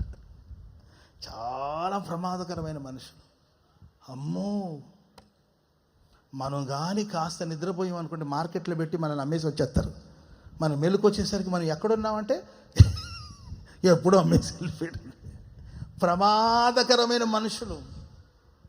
Praise the lord. కొమ్ము అనేది అధికారానికి సాదృశ్యం అండి. వాళ్ళ అధికారాన్ని, వాళ్ళ డబ్బుని కొమ్ముతో దాడి చేస్తారు. అధికారంతో దాడులు, వాళ్ళకున్న అధికారాన్ని అడ్డం పెట్టుకుని దాడులు, అమాయకమైన ప్రజల మీద అధికారాన్ని అడ్డం పెట్టుకుని చేసే దాడులు. హామాను అనేవాడు హెచ్చించబడ్డాడు. అతనికి ఒక పెద్ద పీఠం వేసి రాజు దగ్గర కూర్చుండబెట్టారు. రాజుగారికి కావలసినంత ఏంటంటే ఫండింగ్ అంతా చాలా ఇస్తున్నాడు ఈయన. ఆ ప్రభుత్వానికి డబ్బులు ఇచ్చేవాడు. ఏదైనా ఒక ప్రాజెక్ట్ స్టార్ట్ చేస్తే దానికి ఎంత డబ్బు అయినా కానీ నేను ఖర్చు పెడతాను అని డబ్బిచ్చే వ్యక్తి. డబ్బు ఉంది అండ్ అధికారం దొరికింది. రాజుగారికి అందరినీ ఒకలాగా ట్రీట్ చేసి ఇతనికి సపరేట్గా ప్రత్యేకమైన ఒక పెద్ద పీఠం వేసి రాజుగారు నియర్ కూర్చుంటూ ఉంటాడు. అధికారం వచ్చింది. ఈ అధికారాన్ని అడ్డం పెట్టుకొని డబ్బుందనే అహంకారముతో, కొమ్ముతో దేవుని ప్రజలు, యూదా అనే సంతతిని భూమి మీద లేకుండా చేయాలని ప్రమాదకరమైన వ్యక్తి. చిన్న సబ్జెక్ట్ అండి. అక్కడ ఆయనకి రెస్పెక్ట్ ఇవ్వలేదంట. అది చిన్న టాపిక్. అది అందరూ ఆయనకి మోకాళ్ళ మీద పడి ఆయనకి దండాలు పెడుతున్నారు, నమస్కరిస్తున్నారు. ఆయన తన తల వంచలేదు, ఆయన మోకాళ్ళు వంచలేదు. అంతే, చిన్న సబ్జెక్ట్ అంతే. మనిషి ఈగో చూడండి. డబ్బున్న వాడికి, అధికారం ఉన్నవాడికి ఈగో చూడండి. సరే, నీకు ఆయనకి ప్రాబ్లం అంటే నీవు ఆడిని కొట్టు, వాడు నిన్ను కొడతాడు. నీవు ఆడిని ఒక 4 దెబ్బలు కొడితే వాడు ఒక దెబ్బన కొడతాడు. అంతే, సబ్జెక్ట్ అక్కడ క్లియర్ అయిపోతుంది. ఒక సంతతిని నిర్మూలన చేయాలని పెద్ద ప్రాజెక్టు ఏర్పాటు చేసుకుని రాజుగారి దగ్గరికి వెళ్ళి యూదా సంతతి అంతటిని నిర్మూలపరచాలని అధికారాన్ని అడ్డం పెట్టుకుని, డబ్బుని అడ్డం పెట్టుకుని మొత్తం సంతతి యూదా జాతినే దేశంలో, ప్రపంచంలోనే లేకుండా తుడిచివేయాలని పెద్ద ప్రణాళిక చేసి ఎన్నడి రాజుగారి దగ్గర ఒప్పించి సంతకాలు పెట్టించి అనౌన్స్మెంట్ కూడా అయిపోయింది. అంతే, దేశమంతా చాటి చెప్పి పలానా తేదీ, పలానా దినం ఎవరైనా సరే యూదుల్ని దోచుకోండి, మీకు నచ్చినట్లు మెచ్చినట్లు వాళ్ళ విషయంలో మీరు ప్రవర్తించండి అని ఒక చట్టాన్ని పుట్టించి ఆ చట్టాన్ని దేశంలో చాటి చెప్పి అందరికీ తెలిసిపోయింది. భయంతో, కలవరంతో యూదా జాతి, ఒక జాతి అంత తల్లడిల్లిపోతున్నారు. ఎందుకు ఇలా జరుగుతుందో, ఎవరో మొర్దెకైకి అండ్ హామానుకు జరుగుతున్న పోట్లాటం, ఈ పోట్లాటాలు, ఈ యుద్ధంలో అందరూ సఫర్ అవుతున్నారు. ఎక్కడో ఇజ్రాయెల్ దేశానికి ఎవరికో జరుగుతున్న ఒక చిన్న పోరాటం, ప్రపంచమంతా బాధించబడుతున్నారండి. ఈరోజు ధరలు పెరిగిపోవడానికి కావచ్చు, ప్రయాణాలు ప్రమాదకరంగా మారిపోవడానికి కావచ్చు, అన్నిటికీ కారణం ఎవరో ఇద్దరు, 2 దేశాల మధ్యలో, 2 మనుషుల మధ్యలో ఏర్పడిన ఒక చిన్న గొడవ. అది పెరిగి పెరిగి పెరిగి పెరిగి పెరిగి పెరిగి ఎంతో నష్టం. ఒక జాతిని తుడిచివేయడానికి కోసం కంకణం కట్టుకున్నాడు దుష్టుడైన హామాను. రాజుగారు కూడా ఆలోచించకుండా దానికి సమ్మతి చెప్పాడు. ఒక జాతిని తుడిచివేయాలనుకుంటున్నారు. ఒక జాతిని కాపాడడానికి కోసం ఒక జాతిని తుడిచివేస్తారా? కొంతమందిని సంతోష పెట్టడానికి కోసం అమాయకమైన మనుషులను చంపేస్తారా? మాట్లాడేవాళ్ళు ఎవరు లేరండి, అడిగేవాళ్ళు ఎవరు లేరు. గోనె పట్ట కట్టుకొని బూడిదలో కూర్చోడం, ఏడవడం తప్ప ఏం చేయగలుగుతున్నాడు చెప్పండి? మరొక ఏం చేయగలుగుతాం? వారికి ధనబలం ఉంది, వారికి భుజబలం ఉంది, వాళ్ళకి అధికార బలం ఉంది. మనకి ఏ బలం ఉంది? బడుగు బలహీనమైన వర్గం, బలహీనమైన స్థితిలో ఆర్థిక బలం లేదు, శారీరక బలం లేదు, అండగా నిలబడేవాళ్ళు ఎవరు లేరు, సహకరించేవాళ్ళు ఎవరు లేరు. దేవుడు తప్ప వేరొక దిక్కు లేదు. స్తోత్రం చెప్పలేదు గట్టిగా. హల్లెలూయా, హల్లెలూయా. ఒక చిరుదీపం లాగా ఉండే ఎస్తేర్ ఏమైనా హెల్ప్ చేస్తుంటే ఆమె కూడా భయపడిపోతుంది. చీకట్లో ఒక చిరుదీపం లాగా ఉన్న ఎస్తేర్ ఏదైనా సాయం చేస్తారు, ఆ అమ్మాయి భయపడిపోతుంది. ఆడపిల్ల ఏం చేస్తుందండి పాపం? తనకు అధికారం ఉన్నా ఏం చేయగలుగుతా చెప్పండి? ఆమె భయపడిపోతుంటే మొర్దెకై అంటాడమ్మా, ఈ సమయంలో నువ్వు మౌనంగా ఉంటే యోధులకు సహాయం రాదని అనుకోవద్దు. యోధులకు దేవుడు వేరొక దిక్కు నుండి సహాయం చేస్తాడు. క్రైస్తవ సమాజమా, ఖచ్చితంగా దేవుడు నీకు సహాయం చేయబోతున్నాడు. నీకు సహాయం చేయబోతున్నాడు. నీకు భుజబలం లేకపోవచ్చు, జనబలం లేకపోవచ్చు, ధనబలం లేకపోవచ్చు, దేవుని సహాయం నీకు నిశ్చయముగా దేవుడు అనుగ్రహించబోతున్నాడు. నిశ్చయముగా గుర్రుపోతు యొక్క కొమ్ములో నుండి దేవుడు నిన్ను తప్పించబోతున్నాడు, రక్షించబోతున్నాడు. ఇదే నా దేవుడు నీకు ఇవ్వబోతున్న ఉత్తరం. హల్లెలూయా, చెప్పండి గట్టిగా హల్లెలూయా. దేశమంతా ఉపవసించి ప్రార్థన చేశారు. ప్రతి చోట యూదులు ఉపవసించి ప్రార్థన చేశారు. మనుషుల దగ్గరికి వెళ్ళి మానవ మాత్రపు వాళ్ళ సహాయాన్ని అర్థించడం కంటే దేవుని సన్నిధిలో సింహాసనం మీద ఉన్న రాణి అయిన ఎస్తెరు మొదలుకొని దేశంలో ఉన్న యూదులందరూ కూడా ఉపవసించి ప్రభు తట్టు తిరిగి, ప్రభువా మాకు ఉత్తరం ఇవ్వండి, మాకు ఆన్సర్ కావాలి. ఈ అడవి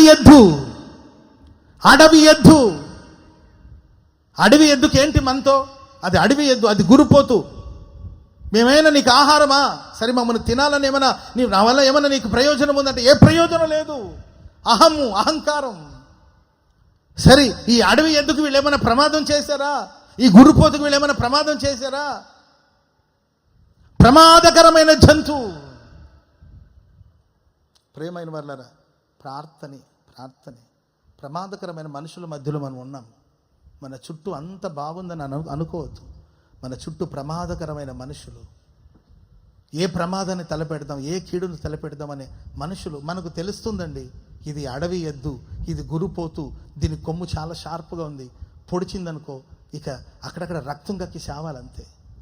దాన్ని ఎదిరించే శక్తి మనకు లేదు, బలం మనకు లేదు, అంత స్టామినా, స్ట్రెంగ్త్, ఎనర్జీ, ఏ బలం మనకు లేదండి. అధికారం లేదు, డబ్బు లేదు, ఏమీ లేదండి. చిన్న సమూహం, యూదుల సమూహం, చిన్న సమూహం. దేశం వాళ్ళది, రాజ్యం వాళ్ళది, పరిపాలన వాళ్ళది, అధికారం వాళ్ళది, ధనం వాళ్ళది. ఈ చిన్న సమూహం తల్లడిల్లిపోయిందండి. చిగురుటాకులాగా వణికిపోతుందండి ఆ సంతతి. ప్రేమైన వాళ్ళరా, మన దేవుడు మనకు ఉత్తరం ఇచ్చే దేవుడు. స్తోత్రం చెప్పండి గట్టిగా. ఏం జరిగిందో తెలియదండి. విందు కోసం వెళ్ళాడు. ఆయన విందును ఆరగిస్తున్నాడు. ఎవరు? హామాను విందుకు వెళ్ళాడు. మొర్దెకై ఉపవసించి ప్రార్థన చేస్తున్నాడు. దేవుని ప్రజలు ఉపవసించి ప్రార్థన చేస్తుంటే కొందరు విందు వినోదాల మునిగి తేలుతున్నారు. తిని తాగి విందు వినోదాల్లో ఉన్నాడు. ఈయనేమో ఉపవాస ప్రార్థన చేస్తున్నాడు. చేయండి, విందు వినోదాలు చేసుకోండి, సెలబ్రేషన్ చేసుకునండి. మన ఉపవాస ప్రార్థన చేద్దాం. Praise the Lord. నీ శత్రు నీ ప్రతివాది విందు చేసుకుంటున్నాడా? నువ్వు ప్రార్థన చేసుకుని విందు చేసుకునండి. విందు ముగించే లోపల ముఖానికి ముసుకేశారు. మాట్లాడక ముందే తీసుకెళ్ళి ఉరి కొయ్యి మీద ఉరి తీయించారు. చప్పట్లు కొడదాం అందరూ గట్టిగా. అంతా మారిపోయింది. నీ శత్రు ముఖానికి ముసుకేయబోతున్నారండి. నీ శత్రు నోరు తెరిచి మాట్లాడే అవకాశాన్ని కూడా దేవుడు ఇవ్వడండి. అతని కొమ్మును దేవుడు విరవబోతున్నాడు. గురుపోతు యొక్క కొమ్మును విరవబోతున్నాడు. అడవి ఎద్దు యొక్క కొమ్మును విరవబోతున్నాడు. అతని అధికారాన్ని దేవుడు విరవబోతున్నాడు. అతని అహంకారాన్ని విరవబోతున్నాడు. దేవుడు అతని అహంకారాన్ని అణచివేయబోతున్నాడు. దేన్ని బట్టి అహంకారంగా ఊగిపోయాడు, అహంకారాన్ని విరిచివేయబోతున్నాడు. నిన్ను దేవుడు రక్షించబోతున్నాడు. చప్పట్లు కొడుతూ హల్లెలూయా చెప్పండి గట్టిగా, హల్లెలూయా. సింహపు నోటి నుండి రక్షిస్తాడు, గురుపోతు కొమ్ముల నుండి మనల్ని రక్షిస్తాడు. ఇదే నీకు నాకు నా దేవుడిచ్చే ఉత్తరం. Praise the Lord. ఇంకొక చిన్న మాట చెప్పి నేను ముగించేస్తాను. చదవండి ఇర్మీయా గ్రంథం 30వ అధ్యాయము 10వ వచనం. మరియు యెహోవా సెలవిచ్చినదేమనగా, ఏమనగా, నా సేవకుడైన యాకోబు భయపడవద్దు, ఇశ్రాయేలు నీవు విస్మయం చెందకు. నేను దూరములో ఉండే నిన్నును చెరలోనికి పోయిన నీ దేశమందుండు నీ సంతానపు వారిని, దూరంలో ఉన్న నిన్నును చెరలోనికి పోయిన దేశమందుండు నీ సంతతి వారిని నేను రక్షిస్తాను. బెదిరించేవాడు లేకుండా యాకోబు సంతతి తిరిగి వచ్చి నిమ్మళించి నెమ్మది పొందును. పక్కన వాళ్ళని చూసి చెప్పండి, నిమ్మళించి నెమ్మదిగా ఉంటారు. స్తోత్రం చెప్పండి గట్టిగా. దూరంలో ఉన్నావు నీవు, దూరంలో నీవు ఉన్నావు. నీ సంతతి వాళ్ళేమో చెరలోనికి వెళ్ళారు, నీవు దూరం అయిపోయావు. నీ సంతతి వచ్చేసి చెరలోనికి వెళ్ళిపోయింది. దేవుడు అంటాడు, దూరంలో ఉన్న నిన్ను రక్షిస్తాను, చెరలో ఉన్న నీ పిల్లల్ని రక్షిస్తాను. హల్లెలూయా. ఇక బెదిరించేవాడు ఉండడు మన లైఫ్లో. ఆమె ప్రతిదానికి బెదిరిస్తూ ఉంటారు కొంతమంది. ఇక బెదిరింపు లేదండి. బెదిరించేవారు లేకుండా నెమ్మళించి మీరు నెమ్మది పొందబోతున్నారు. స్తోత్రం చెప్పండి గట్టిగా గట్టి గట్టిగా. హల్లెలూయా. నీవు చేరలేని చోటుకు ఆయన నిన్ను చేరుస్తాడు. పక్కన మనం చూసి చెప్పండి, నీవు చేరలేని చోటుకి దేవుడు చేరుస్తాడు. హల్లెలూయా. మనం చేరలేం, ఎందుకంటే దూరం. ఆమేన్. ఏమ్మా ప్రార్థన రాలేనయ్యా, దూరం దూరం. ఏంటి మరి రావట్లేదు? దూరం అన్నా. ఇంత దూరం ఎలా రాగలుగుతాం? దూరం, ఆయన చేరలేని దూరం.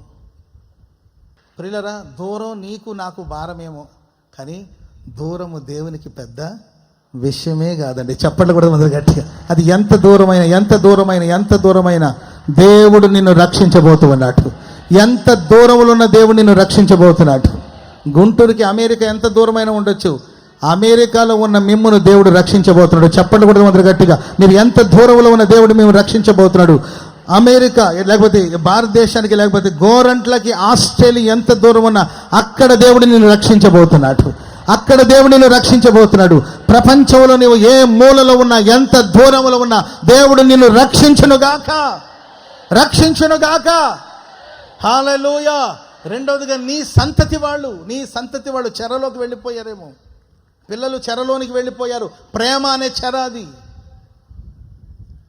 ప్రేమ అనే చెర. నాకు యూత్ పిల్లలు, యవన పిల్లలు చెప్తున్నారు, పెళ్లి చేసుకుంటానా, ఎందుకంటే మేము ఉంటున్న ఏరియాలో, మేము చదువుకుంటున్న ఏరియాలో ప్రతి అమ్మాయికి ఒక బాయ్ ఫ్రెండ్ ఖచ్చితంగా ఉంటున్నాడు. ఒకడున్నా పర్వాలా, నలుగురు ఉంటున్నారు. మాకు తెలుసు. ఆ కుర్రోళ్ళలో నా స్నేహితులు కూడా కొంతమంది ఉన్నారు. నలుగురు గర్ల్ ఫ్రెండ్, నలుగురు బాయ్ ఫ్రెండ్ అమ్మాయిలకి. వీడిని ప్రేమించింది వాడిని పెళ్లి చేసుకునేది, ఈయన్ని ప్రేమించింది వాడిని పెళ్లి చేసుకునేది. ఆ పెళ్లికి ఈడు కూడా వచ్చాడు.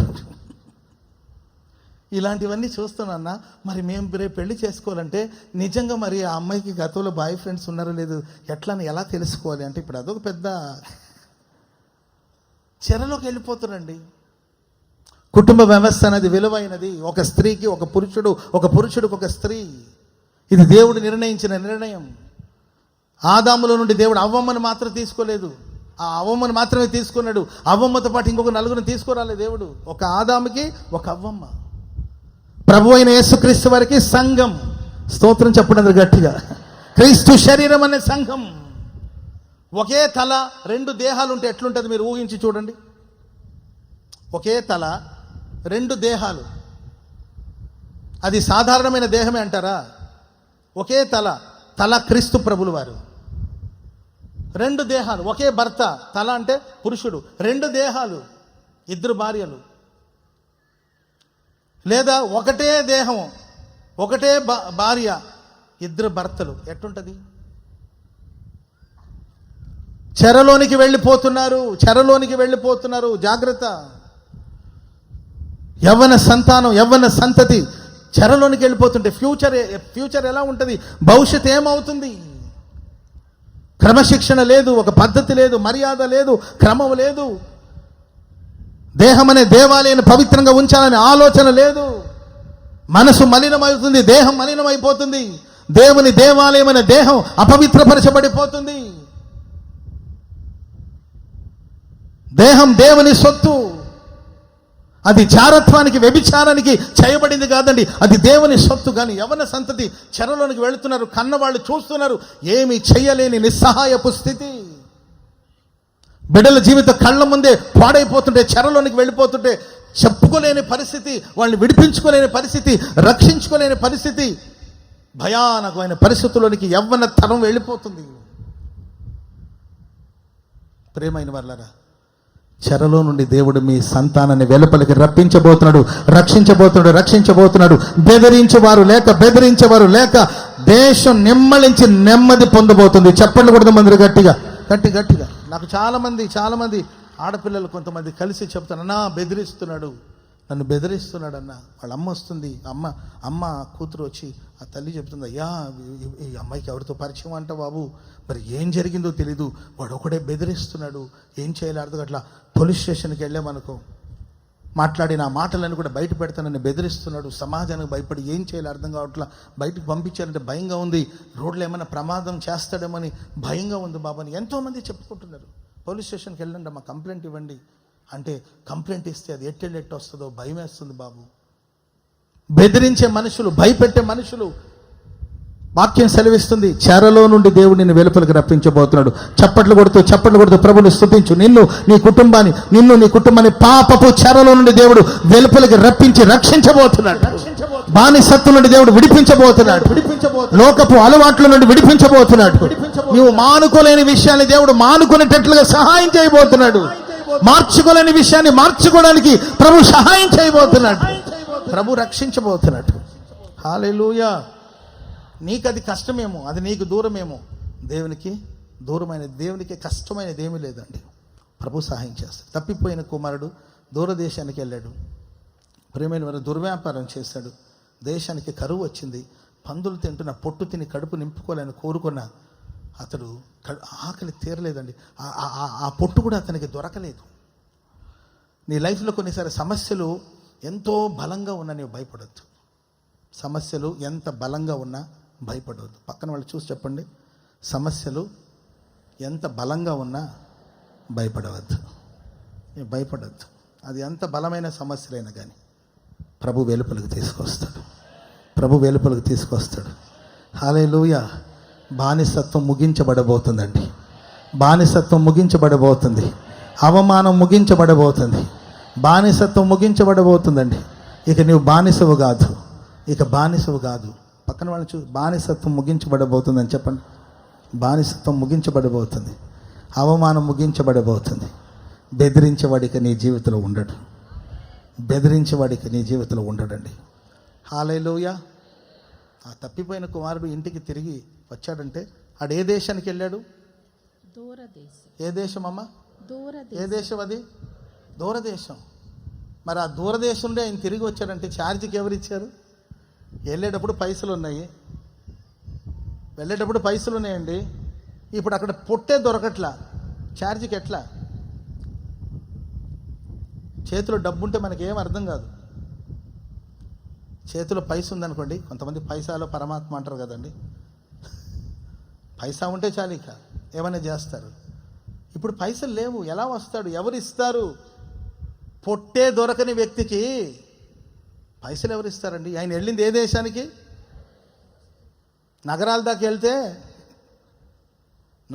వెళ్తే వచ్చేస్తాడు. బస్ స్టాండ్ దాకా వెళ్తే వచ్చేస్తాడు. చాలా దూరం వెళ్ళిపోయాడండి. నీకు తెలియకుండానే చాలా దూరం వెళ్ళిపోయావు బ్రదర్. నీకు తెలియకుండానే చాలా దూరం వెళ్ళిపోయావు. ఇప్పుడు తిరిగి రావడం అనేంత ఈజీ కాదు. చెప్పవచ్చు, తిరిగిరా అనొచ్చు అంటారు. నిలబడిన వాళ్ళు తిరిగిరా అంటారు. తిరిగి రావడం కష్టం.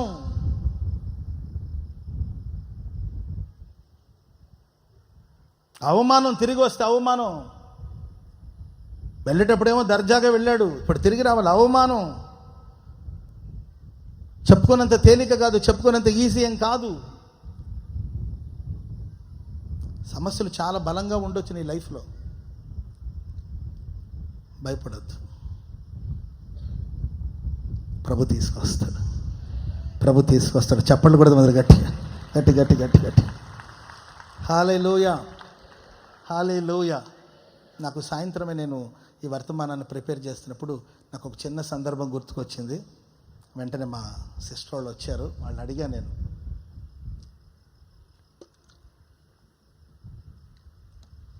మా అక్క వాళ్ళు వచ్చి ఉంటే నేను అడిగా.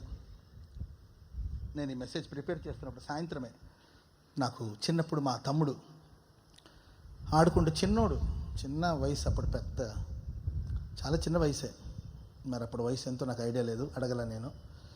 చిన్న వయసు, ఫ్రెండ్ ఎవరితో ఆడుకుంటూ ట్రైన్ ఎక్కేసి ఏదో ఊరు వెళ్ళిపోయాడు. చాలా దూరం వెళ్ళిపోయాడు. అప్పట్లో ఫోన్లు గీళ్ళు అవన్నీ లేవు కదండి. చాలా చిన్నోడు. ఫ్రెండ్తో పాటు ఆడుకుంటూ ఏదో ట్రైన్ ఎక్కేసి వేరే ఊరు వెళ్ళిపోయాడండి. వెళ్ళిపోయి అక్కడ బజార్లో ఎక్కడో తిరుగుతూ ఉన్నాడు. ఆడు కోసం మేము వెతికి ఎక్కడ వెతికిన దొరకలా. మా అమ్మ ఏడుస్తుంది, ఊరంతా వెతుకుతున్నాం, ఎక్కడ ఆచూకీ లేదండి. ఏమైపోయాడో తెలీదు, ఎక్కడికి వెళ్ళిపోయాడో తెలీదు. వెతికి చివరికి వాడు వెళ్ళాడు కానీ తిరిగి రావడానికి వాడి దారి తెలీదు. చివరికి ఎక్కడొక హోటల్లో వాడికి పనిని కుదిరిస్తే ఆ హోటల్లో వాడు ప్లేట్లు కడుగుతూ వాడు కొంచెం అన్నం పెడితే ఆడు తిని అక్కడ ఉన్నాడండి. మా నాన్న రైల్వే ఎంప్లాయీ. ఒక ఎంప్లాయీ కొడుకు ట్రైన్ ఎక్కేసి ఎవరితో పాటు వెళ్ళిపోయి అక్కడ తీసుకెళ్ళిన వాళ్ళు కూడా ఎవరు పట్టించుకోకపోతే అక్కడ తిరిగి ఇక్కడ తిరిగి రెండు బట్టలు లేవు, మాసిపోయిన బట్టలు వేసుకుని ఎక్కడో హోటల్లో అంత అన్నం పెడితే అక్కడ పళ్ళెం కడుక్కుంటూ అక్కడ ఉన్నాడు. వాడు అన్నం మాత్రం పెడుతున్నాడు. డబ్బులు ఎవరు ఇస్తారండి? అన్నం మాత్రం పెడుతున్నాడు. అక్కడ పళ్ళేలు కడుగుతూ హోటల్లో పని చేసుకుంటున్నాడంట. నెల రోజులు అయిపోయిందండి. ఆ తర్వాత ఎవరో ద్వారా ఒక పోస్ట్ కార్డు ఒకటి తీసుకొని దాంట్లో లెటర్ రాసి నేను ఇక్కడ ఉన్నానని పోస్ట్ చేశాడు ఇంటికి. ఆ లెటర్ ఇంటికి వచ్చి చేరంగానే అప్పుడు మా అమ్మ ఇక అడ్రస్ పట్టుకొని వెళితే ఒక హోటల్లో మా వాడు ప్లేట్లు కడుక్కుంటున్నాడంట. మా అమ్మ గుండె తరుక్కుపోయిందండి. ఆ తర్వాత వాడిని ఇంటికి తీసుకొస్తే నెల రోజులు సరిగ్గా తిండి లేదు. అసలు పనిచేసే వయసు కాదు కదండి, చిన్నపిల్లోడు. మరి అప్పుడు ఏజ్ ఎంతో మా అక్క అందుబాటులో ఉంటే అడిగేవాడిని. ఆమె ఎక్కడ కూర్చున్నారో తెలియదు. చాలా చిన్న వయసు, చిన్నపిల్లోడు. తీసుకొచ్చారండి. అట్లా పక్క చిక్కిపోయి బట్టలంతా పాడైపోయి వాడి ఇంటికి వచ్చారండి. ఆ తర్వాత వాడికి స్నానం చేయించి మా అమ్మ వేడివేడిగా అన్నం పెడితే శుభ్రంగా తిని ఆడు పడుకొని ఉంటే అండి ఆ ముఖంలో ప్రశాంతత కనబడుతుంది. అసలు ప్రశాంతంగా అమ్మో నా గూటికి వచ్చి నేను చేరాను. Praise the Lord. ఒక తప్పిపోయిన గొర్రె తన ఇంటికి వచ్చినప్పుడు ఉన్న ప్రశాంతత. Praise the Lord. ఒక తప్పిపోయిన పక్షి మరలా తన గూటికి వచ్చి చేరుకున్నప్పుడు కలిగిన ప్రశాంతత. దూరంగా వెళ్ళిపోతామండి మనకు తెలియకుండానే. కొన్నిసార్లు దేవునికి దూరంగా, సేవకులకి దూరంగా, సంఘానికి దూరంగా మనం వెళ్ళిపోతాం. తిరిగి మనం చేరుకోవాలంటే చాలా భారం, అది చాలా దూరం. తప్పిపోయిన కుమారుడు ఇంటికి తిరిగి వచ్చిన తర్వాత వాళ్ళ అన్న ఏదో వాగుతుంటాడు, కొంతమంది వాగుతూ ఉంటారు, అది వేరు. వాళ్ళ నాన్న అడవుడిలో ఆయన ఉన్నాడు, మనుషులు అడవుడిలో వాళ్ళు ఉన్నారండి. వాళ్ళ నాన్న కొత్త బట్టలు ఇచ్చాడు, చెప్పులు తొడిగించారు, ఉంగరం పెట్టారు. వాడు మనసంతా దాంట్లో లేదండి. ఆ కొత్త సొక్కా ఇచ్చాడు కదా అని దాని మీద లేదు, ఉంగరం పెట్టారు కదా అది దాని మీద లేదండి. వెళ్ళి రావంగానే ఆడికి అంత అన్నం పెడితే అంత అన్నం తిని భోంచేసి ప్రియులరా వాళ్ళ నాన్న ఇంట్లో లేకపోతే వాళ్ళ నాన్న కౌగిట్లో ఇక నాకేం భయం లేదు, నా తండ్రిని చేరిన అలాగే తన తండ్రి కౌగిట్లో ఒదిగిపోయి హాయిగా ఉంది నాకు. స్తోత్రం చెప్పండి అందరూ గట్టిగా. హల్లెలూయా. నిమ్మళించి మనసు నెమ్మది పొందిందండి. స్తోత్రం చెప్పండి అందరూ గట్టిగా. చెప్పండి గట్టిగా. హల్లెలూయా, హల్లెలూయా. మీ కుటుంబానికి ఒక నిమ్మళమైన అనుభవాన్ని, నెమ్మదితో కూడిన అనుభవాన్ని దేవుడు దయచేయబోతున్నాడు. మీ పిల్లలు వచ్చి మీ కౌగిట్లో అలా నిమ్మళంగా ఉండే రోజులు రాబోతున్నాయండి. బానిసత్వం నుండి దేవుడు నీ కుటుంబాన్ని విడిపించబోతున్నాడు, రక్షించబోతున్నాడు. నీ పిల్లలు నీ కౌగిటిలో ఒదిగిపోయి నిమ్మళంగా నెమ్మది పొందబోతున్నారు. ఇక బెదిరించే వారు లేకుండా వాళ్ళు సురక్షితంగా ఉండబోతున్నారు. మనస్సు నెమ్మదిగా ఉండబోతుంది, దేహం సురక్షితంగా ఉండబోతుంది. హల్లెలూయా. ఈ ఆశీర్వాదం నీతోనే ముగించబడదు. Praise the lord. ఈ ఆశీర్వాదం మీతోనే ముగించబడదండి. మీ సంతతికి దేవుడి ఆశీర్వాదాన్ని అనుగ్రహించబోతున్నాడు. హల్లెలూయా, హల్లెలూయా. మా అమ్మ నాన్న రక్షించబడిన వాళ్ళే, రక్షించబడిన వారొక సంతతి మేము అనేవాళ్ళు ఎవరైనా ఉంటే చేతులు ఎత్తండి. తల్లిదండ్రులు ప్లస్ మీరు రక్షించబడిన వాళ్ళైతే లేచి నిలబడండి. మీ తల్లిదండ్రులు వాళ్ళ ప్రార్థన ఆలకించి దేవుడు మిమ్మల్ని రక్షించాడు. ఆశీర్వాదం మీ తల్లిదండ్రులతోనే ముగించబడకుండా మీతో ప్రభు ప్రారంభించబోతున్నాడు. మిమ్మును ప్రభు రక్షించబోతున్నాడు, మిమ్మును ప్రభు ఆశీర్వదించబోతున్నాడు. మీకు క్షేమాన్ని దేవుడు కలుగు చేయబోతున్నాడు. హల్లెలూయా. దేవుడు మిమ్మల్ని దీవించుగాక. హల్లెలూయా. అండ్ ప్రియులరా,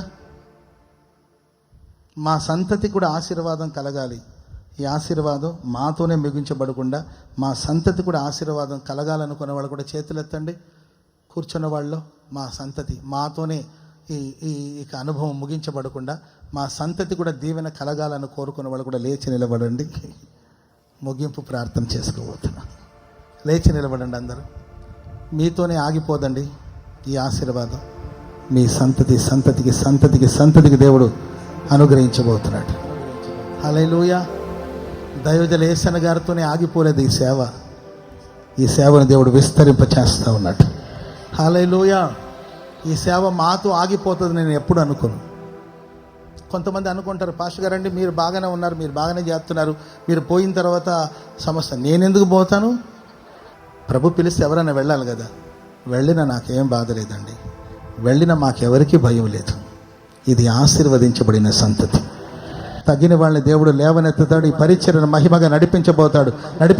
ప్రభు రాకడ ఆలస్యమైతే ప్రియులారా, ప్రభు వచ్చేంత వరకు తరతరములు ఆశీర్వాదకరంగా మారబోతుంది.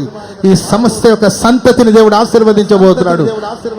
సమస్య యొక్క సంతతి మీద దేవుడు తన ఆత్మను కుమ్మరించబోతున్నాడు. సంతతి మీద ఆత్మను కుమ్మరించబోతున్నాడు. హోసన్నా మినిస్ట్రీ సంతతి మీద దేవుడు తన ఆత్మను కుమ్మరించబోతున్నాడు. ఆత్మను కుమ్మరించబోతున్నాడు. ఈ మినిస్ట్రీస్ లో పుట్టిన వారి మీద దేవుడు తన ఆత్మను కుమ్మరించబోతున్నాడు. ఒకవేళ ఈ మినిస్ట్రీస్ లో పుట్టిన వాళ్ళు బానిసత్వంలో ఉంటే దేవుడు వెలుపలకి రప్పించబోతున్నాడు.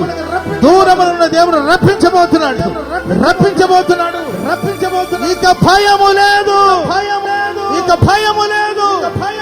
బెదిరించువాడు లేడు. నెమ్మదిగా బ్రతకబోతున్నాము.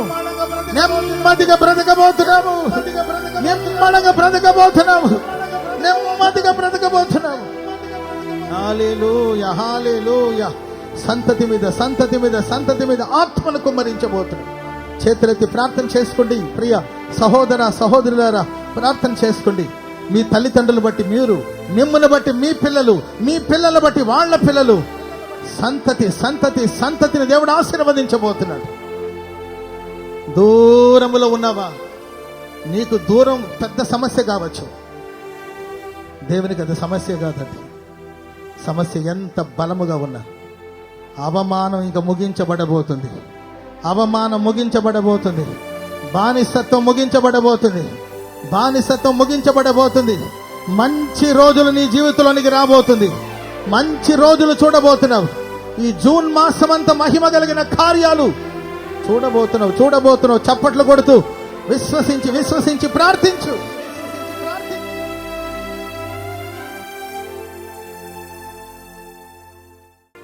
పరిశుద్ధుడమైన దేవా, ప్రేమ స్వరూపేనికి స్తోత్రాలు చెల్లిస్తున్నాం. నిత్య ఆశ్రయ దుర్గమైన మా తండ్రి, గడిచిన కాలమంతా మీ దయలో నీ కృపలో మీరు భద్రపరిచి కాపాడినందులకై స్తోత్రాలు చెల్లిస్తున్నాం. రాజానికి స్తోత్రం. మీరెంతైనా నమ్మదగిన దేవుడవు, సహాయకుడవు తండ్రికి స్తోత్రాలు చెల్లిస్తున్నాం.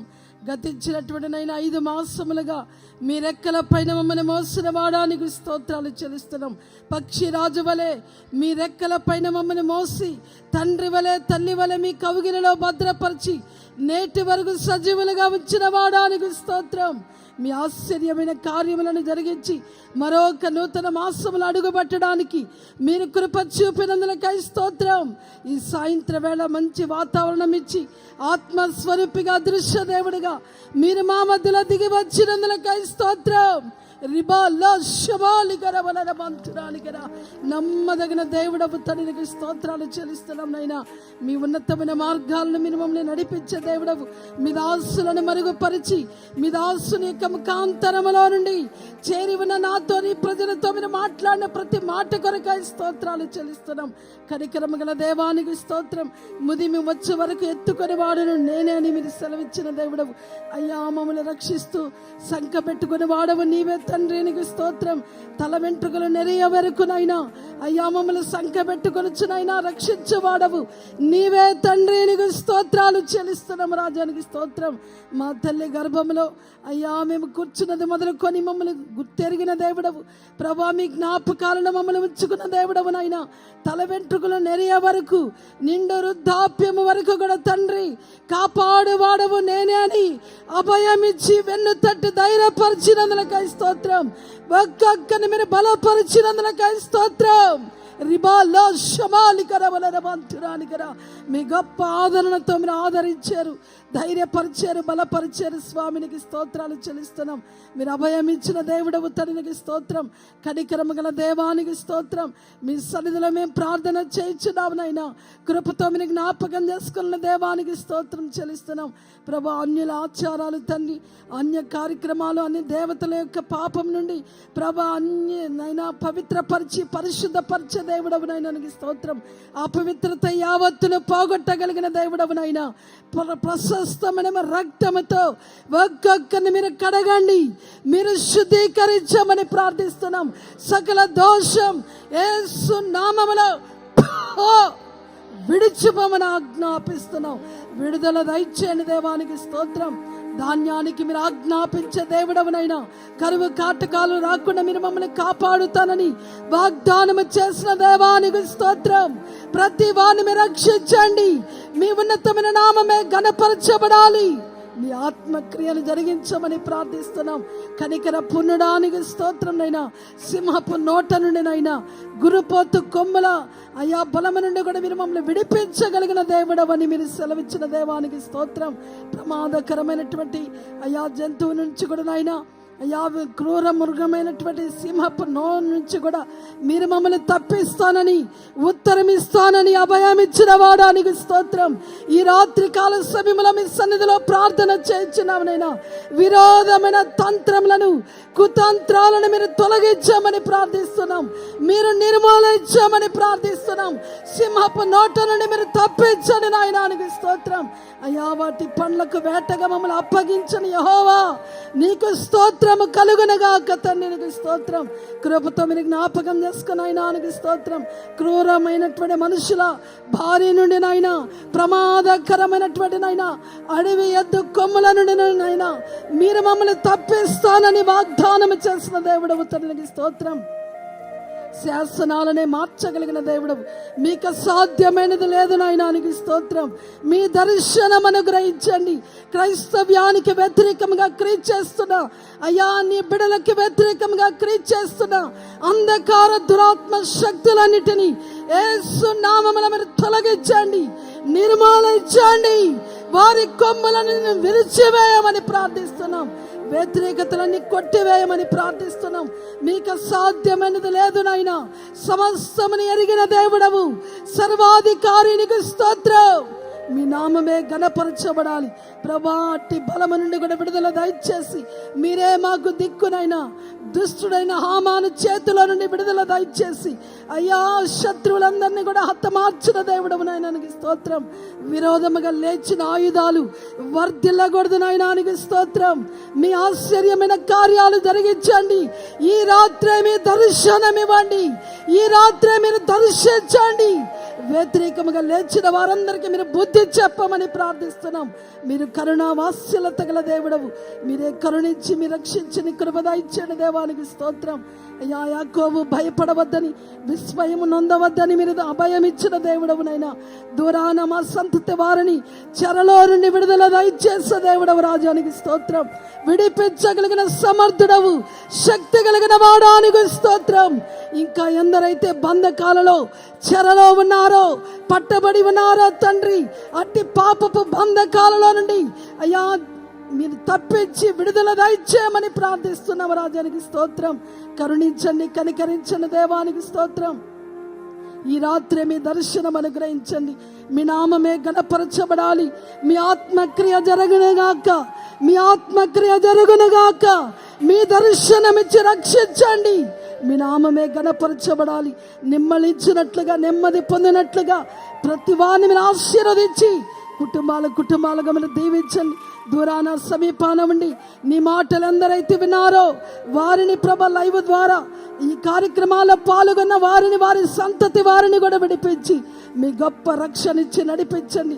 మీరు రక్షించడానికి సమర్థుడవు, శక్తి కలిగిన దేవానికి స్తోత్రాలు చెల్లిస్తున్నాం.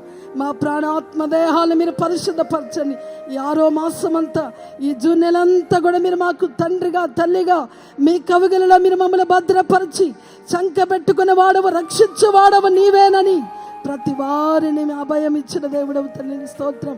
ధైర్యపరిచిన వాక్య వాగ్దానాలను బట్టి మేము ధైర్యం తెచ్చుకోవడానికి మీ ఉన్నతమైన అభిషేకముతో ఒక్కొక్కరిని మీరు నింపండి రిబాల శమాలికర బలరమంతురానికర మీ ఆత్మక్రియ జరిగించమని ప్రార్థిస్తున్నాం.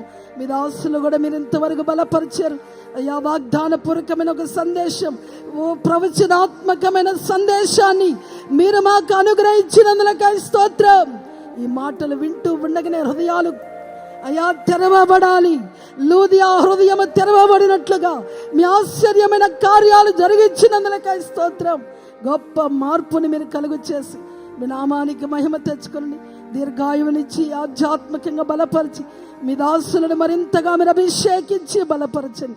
మీ నామానికి మహిమ తెచ్చుకోవడమని చేరి కూడి ఉన్న ప్రతి వారిని నిండారులుగా దీవించి మీ దివ్య నామానికి మాత్రమే మహిమ తెచ్చుకున్నందులకై స్తుతులు స్తోత్రాలు చెల్లిస్తూ యేసు నామములో ప్రార్థన చేసి వేడుకొనుచున్నాము తండ్రి.